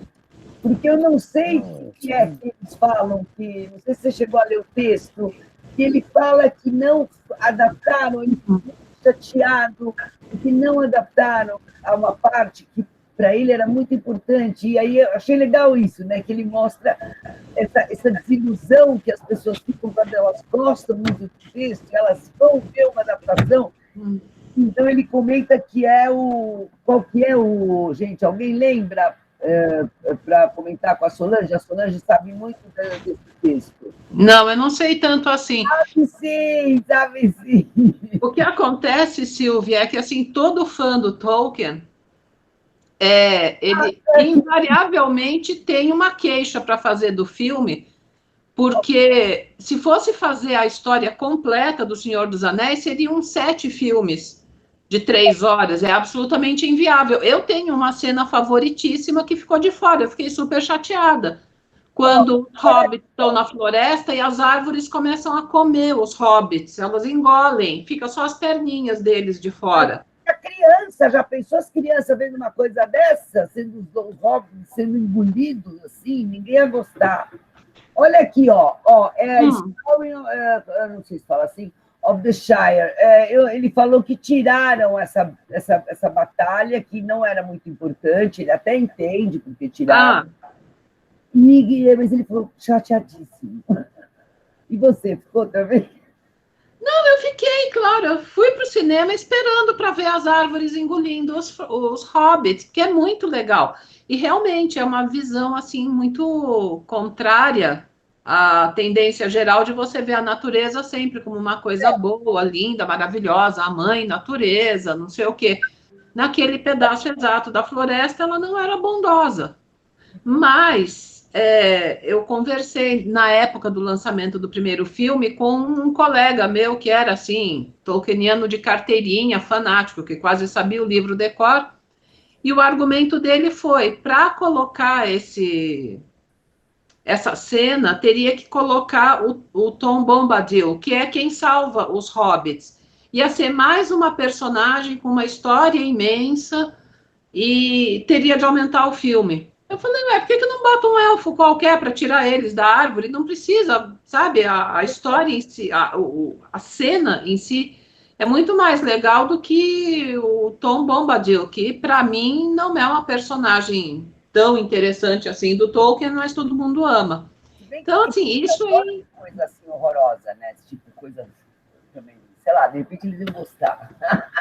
Então, assim, isso é humanamente impossível. Você não vai achar um fã do Senhor dos Anéis que diga que o filme é excelente, porque sempre está faltando alguma coisa. Mas é normal. Não, coisas enormes, tipo as adaptações do Quixote, sempre faltava alguma coisa, aí falava, mas não tinha, não colocaram tal episódio. Bom, gente, negócio... Não dá para você pegar um texto tão extenso e colocar tudo, porque aí a pessoa vai falar, mas tem aquela empregada que atravessa não sei onde e pisca para o Sancho Panza, sei lá, qualquer coisa assim. Não dá para ter tudo, então você pega aquilo que te parece mais significativo. Agora, eu acho a ideia de quando as pessoas, por exemplo, uma coisa que me chamou a atenção, com adaptação em termos de carnaval, a reação dos... como eu te comentei, para quem não sabe, gente, se alguém estiver interessado a estudar adaptações de carnaval, tem literatura muito interessante tema, vários livros são adaptados, poemas. A comentário, a gente consegue acessar os comentários dos jurados, né? Eles, por exemplo, no caso do Quixote, eles ficavam decepcionados quando não mudava muito, quando não criava. Quer dizer, eles esperavam uma adaptação. Eles não queriam ver aquela coisinha tudo igual, entendeu? É interessante isso, né? Que as pessoas queriam... Foi a primeira vez que eu vi isso. As pessoas esperando algo tipo. Não sei se é porque é carnaval, pode ser também, né? Sim, pode ser. Talvez dependa um pouco também do grau de loucura dos fãs, porque quando eu fui para o congresso na Sicília, em 17, que era o congresso sobre o Andrea Camilleri, eu fiquei meio assustada, porque as pessoas praticamente declamavam não, mas falavam assim, trechos inteiros dos livros, de cor e salteado. E assim, eu me considero uma fã do Camilleri, mas eu lembro de 2 ou 3 frases. E aí um pouco do autor, que eu acho que pouca gente no grupo deve conhecer. Não, ele morreu ano retrasado, era um escritor de romances policiais. Italiano. Como escritor de romance policial, assim, ele é bom, mas não é uma coisa assim estupenda. Desculpe, Camilleri, né? Mas assim, a grande sacada dele, que é uma sacada bastante que desperta muitas controvérsias, é que ele escrevia os romances dele misturando italiano e siciliano, o que se torna um pepino para tradução em várias línguas.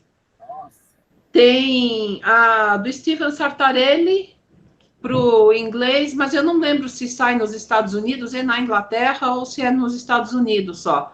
É legal. Tem uma francesa muito boa, tem uma alemã dos romances históricos do Camilleri, que é boa também, tem uma francesa dos romances históricos que foi premiada, mas assim, tem muita controvérsia e o Camilleri ficava muito chateado quando as pessoas nem tentavam traduzir a língua dele. No Brasil, ele está traduzido? Tem alguns livros. A Solange não traduziu nada, Solange?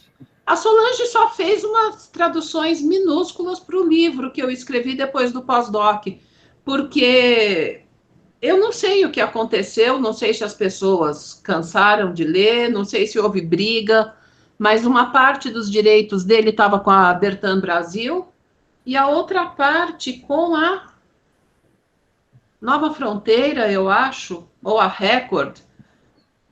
E, assim, eu não gosto das traduções brasileiras.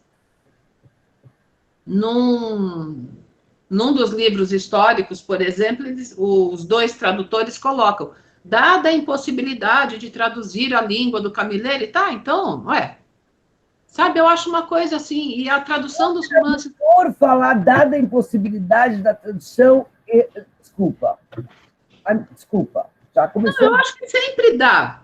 Sempre dá. Não, você tem que tentar alguma coisa. Fazendo lá o quê? Se não era para traduzir, deixava a pessoa ler o pronto, comprava na net. Não, é que assim, é um romance em que, além do italiano misturado com o siciliano, tem uma personagem que fala milanês, a outra fala piemontês, a outra fala... Na Itália, porque os italianos também não entendem isso, então. Não entendem. E como eles fazem? Não tem nota? Não tem. O primeiro romance que o Camilleri publicou, que é Um Filo de Fumo, ele tinha um glossário, que foi exigido pela editora, a Celério. Mas, aí, depois eu acho que assim, as pessoas foram se acostumando tanto com a língua que ele usava, que não há muita necessidade de glossário, nada. Ele tem umas técnicazinhas, às vezes, para explicar uma palavra dentro do texto. E, assim, quem gosta, gosta. Quem não gosta, odeia e não lê. Bom, é tipo meio também... né, não sei se a Julieta está aqui, mas ela agora vai publicar uma Macunaíma e eu estava escrevendo porque eu fiz uma assessoria uma consultoria de tradução. Eu falava para ela, tem umas palavras que eu também não conheço, um monte de palavras em Guarani. Eu falei, olha, eu acho que nem quem lê Macunaíma aqui no Brasil sabe essas coisas. Então, por isso que eu te perguntei, né? Inclusive, assim, o Macunaíma hoje tem uma edição anotada, né? Tem. Porque não dá para ler aquilo, gente. A letra de 1920, né? O livro foi lançado vai fazer 100 anos. Ele coloca um monte de palavra em Guarani, em Tupi, sei lá, não sei, aqui a Gabriela pode me corrigir, em Tupi. Eu acho, Silvia, que digamos assim, uma parte da questão é que algumas pessoas, gostando ou não de ler literatura, elas têm um pouco de dificuldade para olhar aquilo que foge do que é conhecido. Então, qualquer tradução ou qualquer texto original que tenha alguma coisa que não seja a norma, basta dizer que tem a edição da Norton. Eu não sei se a mais recente continua assim, mas a edição da Norton de 2002, eu acho, do Wuthering Heights, as falas do Joseph são todas traduzidas em nota de rodapé para o inglês. Na edição da Oxford, é em nota de fim. Olha, engraçado. Então, assim, ele tem as falas do Joseph com um asterisco. Aí você sabe que tem uma nota no fim. Se você não entendeu, você vai lá, olha e lê. Se você entendeu, segue reto. Mas a da Norton, não, é nota de rodapé. Porque eu perguntei para minha correspondente inglesa, que é formada em literatura inglesa na Universidade de East Anglia, ela falou que não dá para entender, que é muito difícil para o inglês de hoje entender as falas do Joseph. Só mesmo as pessoas que moram em Yorkshire, que aí tem um pouco ainda da tradição viva. Gente, quem não sabe, desculpa, mas eu preciso falar isso, Solange, eu li a tradução da Solange, comprei na Jota, a gente convidou a Martin Claret eles nos apoiaram, né? Eles fizeram parte dos nossos apoiadores da Jota. Aliás, John, seria legal também o pessoal convidar de novo, a gente pode convidar eles de novo. Eles ficaram muito felizes com a gente lá, porque eles venderam muito. Sim, venderam. E aí a Solange traduziu esse livro, O Morro dos Ventos Vivantes, maravilhosamente. Eu adorei, é muito divertido as falas que ela traduz, porque é uma tradução dialetal, bem complicadinho, né, Solange? Mas a Solange é especialista nisso, ficou bem legal. Mais ou menos. Mas eu não sei se eu cheguei a comentar com você, Silvia, porque eu já falei para tanta gente. Logo que a primeira edição do livro, que você comprou a segunda, a repaginada de capa dura, não é? Sim, sim. Logo que a primeira edição do livro saiu, a Carol me mandou um e-mail que ela tinha recebido um e-mail de um leitor. Ele teve a pachorra de riscar o livro, tirar uma foto e mandar para eles, porque tinha um erro tinha um erro de ortografia, que estava escrito menino em vez de menino. Aí ela me mandou a foto e falou, olha, Solange, colocou um emoticon, um sorrisinho, né? Eu respondi para ela, olha, ele não leu o prefácio. Porque se ele tivesse lido, ele teria entendido. E a hora que ele chegar nas falas do Joseph, você vai receber mais reclamação dele. Não sei se ele parou de ler, se ele terminou o livro, sei lá, porque a Carol nunca comentou comigo. Aí eu vivo perguntando para ela a reação das pessoas.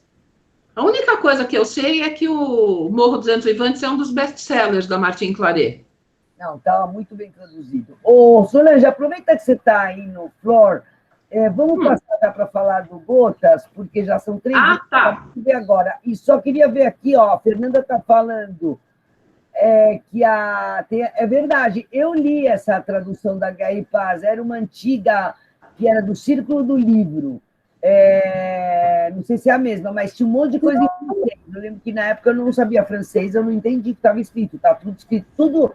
E Dostoiévski também. Os irmãos Karamazov, um monte de lugares lá, eles falam tudo em francês. A nobreza russa falava francês. Para não ser entendida pelos empregados. Mas os coitados dos leitores brasileiros têm que saber francês, coitadinho, todos. Eu não sei, Silvia, porque quando eu li A Montanha Mágica, do Thomas Mann, eu tinha uns 18, 20 anos, meu conhecimento de francês era reduzidíssimo. Eu sabia falar bonjour, bonsoir, madame, au revoir, e tem acho que umas 3 ou 4 páginas de conversa da... como é que é o nome dela? A Cláudia? Eu sei. Não, eu também era nova quando eu li, eu comecei a estudar francês quando eu tinha... a Aliança era do lado da minha casa, eu tinha 16, 15, sei lá, 15. Mas eu não entendia. Aí eu olhava, aí eu falava que estranho, agora de repente estou falando outra língua, né? Mas tudo bem, achei estranho, mas hoje em dia é traduzir. E a Macunaíma, a Gabriela falou que ela estuda indígena norte-americano, tá, não sabe. Não, mas é guaranice. Guimarães para os paulistanos, é verdade. Bom, vamos lá. O Daniel ia falar, meu Deus! Daniel, Cristo. A gente tentou falar isso com o Daniel. Fala, Daniel, fala que depois a Solange já está do filme.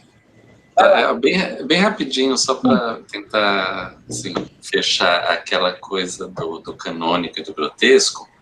Eu estou mandando aqui no chat um trechinho do texto, né? Que no PDF está na página 97.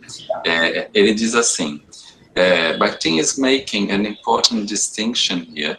But we must remember that what he is describing is less an inherent quality of the text itself than a matter of the way we treat the text. Né? Então, acho que isso é importante para a gente entender que ele não está dizendo que há algum texto que seja canônico e portanto, inadaptável. Né? E aí... Tá certo. Então, isso, e aí... O John estava falando. Exatamente. E aí, continuando, this text would go to that place the author mentioned at the beginning, at which we say a text is true or false. Então, aí aqui me lembrou bem rapidamente, só de 2 exemplos, que eu estava pensando em exemplos, né, que a gente pediu aqui, mas o que a gente podia usar? falou da Bíblia, mas, se a gente pensar que essa qualidade do texto de ser canônico ou não, está nos olhos de quem vê, né, como a beleza, então, pensa na criança, por exemplo, se você conta um conto de fada para uma criança, aí de você se muda uma palavra no conto de fada, né? Ela te corrige. Então, porque ela entende aquele texto como imutável, inadaptável. Agora, se você pegar qualquer conto de fada, o que não faltam são adaptações, né? E, por fim, um outro exemplo que eu lembrei também, porque eu falei de criança, né? Se a gente pensar no mundo adulto, então, um pouco naquela pegada religiosa, entendendo o texto como uma coisa mais ampla, se a gente pega a imagem de Jesus Cristo crucificado, por exemplo, é entendido como um símbolo imexível, né, para citar o Magri. Tanto que há uns anos aí, eu não lembro quando foi, mas acho que numa parada gay, um travesti, ou era uma transexual que era artista, impersonated, né, Jesus Cristo crucificado, e aquilo deu um rolo danado nesse mundo. Então, aí o que acontece? Aí a gente volta no finalzinho daquele material que eu trouxe agora, em que, dependendo da posição que você coloca o texto, ele te permite olhar e falar, isto está certo ou errado, falso ou verdadeiro, né? Porque você coloca ele numa posição de canônico. Mas é sempre importante lembrar isso, de que esta é uma posição que a gente põe o texto, não é inerente a ele. Tá. E tem uma coisa, você mencionou o Cristo, eu não me lembro até qual período da Idade Média a figura do Cristo crucificado era considerada uma heresia, porque as pessoas estavam acostumadas só com a cruz. E aí, de repente, apareceu o Cristo. Tem um texto, acho que do Hilário Franco Júnior. Eu vi isso, ele falou isso numa palestra muitos anos atrás, num encontro de estudos medievais na USP. Porque a própria ideia do Cristo crucificado era uma novidade. Sim, então, isso vem até hoje, por exemplo, no metodismo, né? Na igreja metodista, que é cristã, eles nunca usam, eles não aceitam o Cristo crucificado. Porque, quer dizer, eles entendem que houve a crucificação, mas eles entendem que se apegar a esse momento é se apegar ao sofrimento, sendo que Jesus Cristo veio sofrer para nos libertar do sofrimento. Ele subiu aos céus, né? E aí o que fica é a cruz, mas sem o Cristo crucificado. Não, fora que aquele pé sangrando, com aquelas pregas. A coroa, né? A coroa de espinhos. Ele furado aqui. Não, mas tem aquele Cristo lindo do Dalí, do Salvador Dalí, é muito bonito. Pois é, mas aí já é uma adaptação. Já não é o canônico. Olha, então, Solange não gosta de adaptação. Solange, vou te convencer, vai, Solange. Mas essa é a ideia, né? Então, no caso do Jesus, tem essa coisa com o metodismo que traz até hoje esta visão, né? Dele como não a dor, mas alcançou o céu, né? Justamente porque era bom. Sim, claro. Bom, mas, de novo, é uma visão, não é canônico. A Julieta falando, meu filho, criança, foi visitar o Museu de Arte Sacra e quando eu perguntei o que ele viu, ele falou arte massacra. Ai, Julieta, saudade de você. Cadê você? Cadê tua cara? A Julieta está sem câmera hoje? Ela não está aí. Está sem câmera. Bom, então tá, vamos lá, então. Vamos falar do... Eu quero... Ai, como é que é o nome? Peixe quente? Não. Qual é o nome? Não sei o que... Vamos lá, vamos falar dos cursos, então? Sim. Bom, então... tem gente no grupo que, de repente, não sabe. Então, recentemente nós aprovamos, agora está tudo certinho, um curso de tradução de textos sensíveis, que vai ocorrer entre abril e maio, segundas e quartas-feiras, vai ser online, lógico, a plataforma acho que vai ser a Google Meet mesmo, que é usada pela USP. Vão ser aulas com professores diferentes, tem a participação da Marli, que é do Great, o Augusto, a Gisele Freire. Além deles, nós vamos ter algumas aulas que eu acho que serão muito interessantes. Tem, por exemplo, o trabalho da Catherine, que foi orientanda do John, com a tradução da Bíblia. Ela foi minha aluna quando eu dei a disciplina de pós, o trabalho dela é excelente. Na época, ela estava ainda desenvolvendo a pesquisa, mas ela fez uma apresentação para nós na aula, foi muito bom. E eu soube que a dissertação dela foi elogiada. Foi, eu adorei. Eu estava na banca de suplente, eu li a dissertação dela, adorei. Nossa, adorei. Muito legal. Não, ela parece ser uma pessoa assim, extremamente responsável e competente. Para a idade dela é uma coisa impressionante, porque ela é novinha, né? Não, e ela, gente, ela mostra, quem tiver interessado, a gente pode, né, passar, a gente pode até, eu acho que com certeza ela vai mostrar a dissertação dela. Ela mostra um programa que ela usou, aí onde tem a Bíblia em grego, a Bíblia em latim, a Bíblia, acho que em inglês, e aí o texto que ela ia fazendo, porque ela era a pessoa responsável do projeto, mas ela trabalhava com mais 2 outras pessoas. Gente, um super trabalho, uma Bíblia, ela atualizou o negócio. E o que eu adorei, assim, especialmente com mulher, é porque, tudo bem, ela não fez, tá? Não colocou todas, tá? Mas ela, por exemplo, no momento que falava, né, o homem é filho... Né, tipo, ela colocou os humanos, entendeu? Ela fez umas coisas assim no texto, onde ela podia, claro, porque no momento, tipo, coisas de rezas estabelecidas, né? Todo mundo que traduz aqui já sabe, né? Tem coisas estabelecidas que a gente não pode mudar, inclusive nomes, né, que às vezes ficaram e, sei lá, muito complicado mudar. E muito legal o trabalho dela, né, John?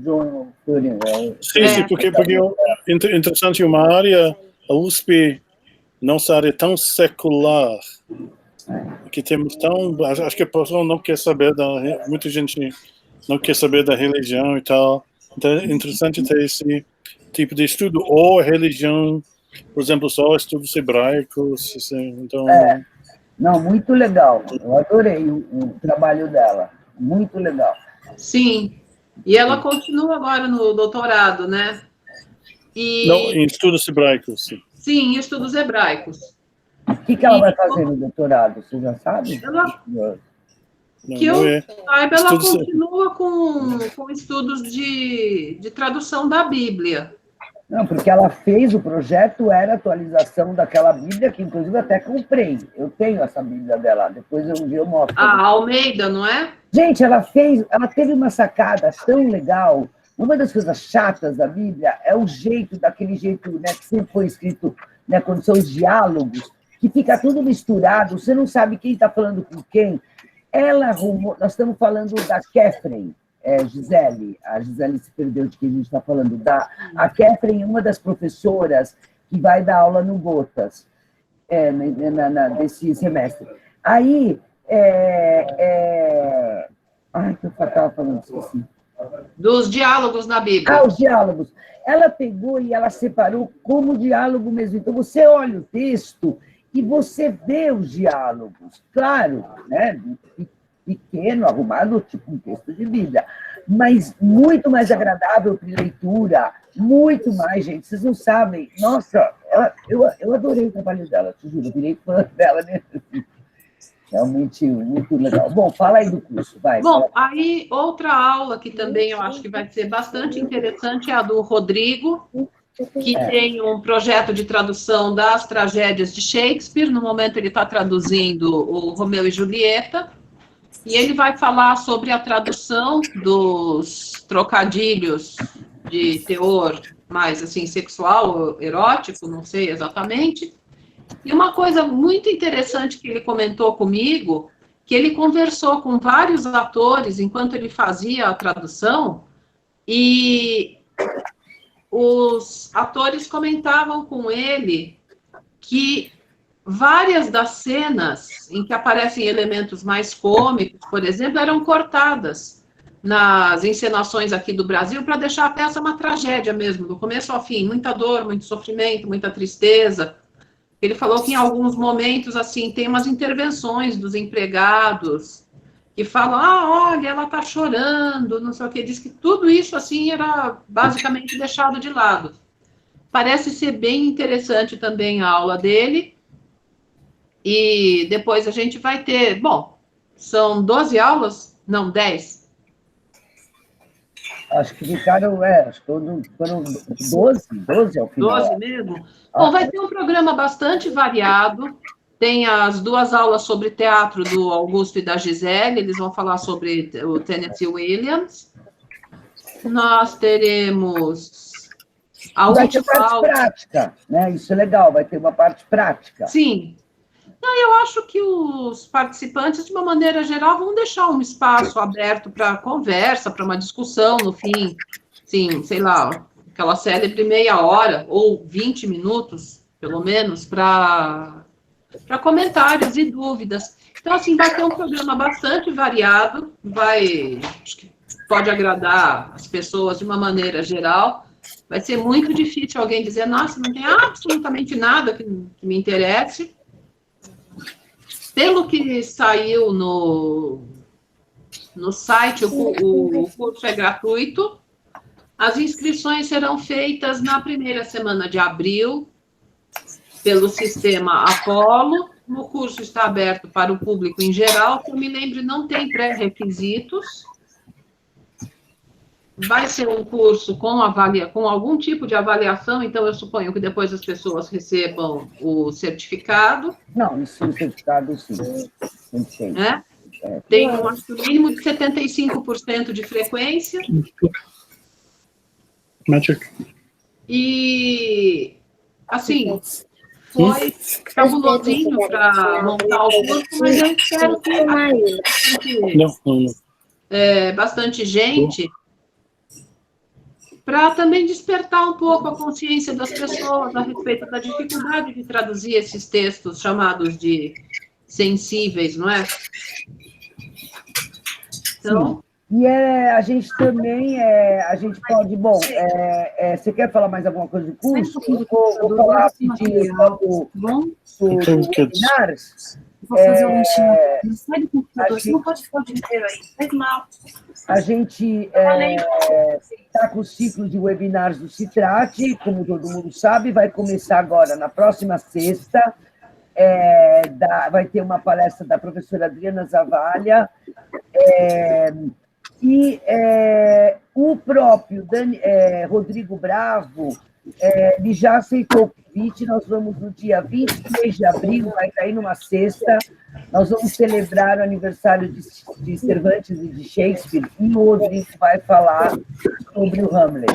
Então, Você deixa eu ver. A Yara vai participar? Ela pode? Não, a Yara disse que ela está ocupada, não entendi, a menina está lançando um livro, entendeu? Não, Silvia, ó! Dela. Saiu, gente, olha, saiu o livro. Olha que lindo, com o prefácio da Silvia, gente. Ai, que legal. Nossa, que capa linda. Não, a Martim Claret está arrasando. Linda, uma edição super bem cuidada, capa dura. Então, gente, bom, de repente... no fim, cheio de notas. Eu queria... Dá para todo mundo ver? Tá dando, tá lindo. Eu estou tentando falar com o Hernani só, senão vai ficar... Eu estou pensando em convidar a Julieta, que está traduzindo a Pinheiro Quixote, não é um Cervantes, mas é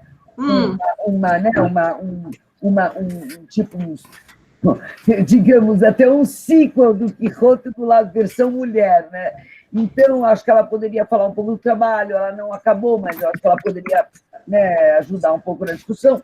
E eu estou pensando em falar das novelas exemplares, que eu fiz o prefácio, Mas Sim, eu precisa queria chamar aproveitar o o lançamento. Poxa, um livro mas tão tá lindo. nascendo. Por que ela não quis falar, Solange? Não entendi. Eu não entendi. Ela chegou, ela veio na minha casa, convidei, não sei, vamos ver, vamos ver. Mas vai ser legal, a gente vai celebrar. Temos várias palestras já confirmadas. Tem uma palestra que eu acho que vocês vão adorar, gente, que é sobre terminologia. É um pessoal lá de Minas Gerais que estava no congresso de intermedialidade que o John falou e eu participei como ouvinte, e a gente achou muito legal o trabalho delas, a gente convidou, elas aceitaram, elas fizeram um dicionário de terminologia, então isso vai ser muito bom. E, por último, e aí a gente acaba a reunião, a gente vai falar um pouco do Jota, né, John? A gente está fazendo reuniões. Não, vai ter Jota, mas depende, vai ter. Vocês receberam informação que o ideal seria 2, 3 dias presencial, 2, 3 dias virtual. Mas, pela situação atual, está parecendo cada vez mais virtual. Eu também acho. A situação tem que melhorar bastante. Nem precisa falar coisa tão óbvia. Mas uma decisão seria tomada só, vamos dizer, maio, junho. Tá. Mas vai acontecer. Sim. A ideia, o ideal ia ser que ia acontecer depois, quando a maior parte estiver vacinada, e todo mundo estaria louco para sair da casa e passear para um congresso, até em São José do Rio Preto. Mas não está parecendo muito assim no momento. Vai acontecer, vocês vão receber mais informações daqui a pouquinho. Já decidimos sobre os textos e quem vai ser responsável pelo próximo. Quem quer, gente? Alguém daqui? Ou se não, também posso perguntar, que só temos 21 pessoas aqui, John, mas tem mais 60 lá para eu perguntar. Então, também eu vi vários voluntários, e não vi voluntário para o próximo texto. Ainda não tem, mas eu vou mandar agora, a Gisele vai fazer uma mini ata, e aí eu já peço isso. Porque o próximo texto de Wojciech é tudo sobre matchup, tudo sobre aquelas coisas que estão acontecendo neste momento. Então, quem está muito a par do que os últimos acontecimentos na área seria de grande interesse. Okay. Eu só queria falar, gente, que um dos convidados da Jota é simplesmente o Jenkins. Então, quem gosta de transmídia, quem gosta dessas coisas, vai fazer a festa, né, Fernanda? Ok, vamos... Ok, então podemos terminar agora. Obrigado a todo mundo. Gabriela, Fernanda. E acho que temos... Fernanda, a gente vai se ver semana que vem, parece. Fernanda já é na próxima ainda, o professor não me mata da coisa. Não é a próxima semana. A qualificação? Daqui a 11 dias. Ela quase infartou agora, coitada. Daqui a 11 dias, por aí. Acho que eu vou falar com Silvia, Jamali, acho que melhor quando desliga, eu falo com Jamali e Silvia agora. Podemos ficar assim, se todo mundo vai embora. Não é nada muito segredo, então... Né? Tchau, gente. Gente, tchau. Obrigada pela oportunidade de falar sobre o curso. Imagina, e até a próxima. Então, todo mundo... Não, já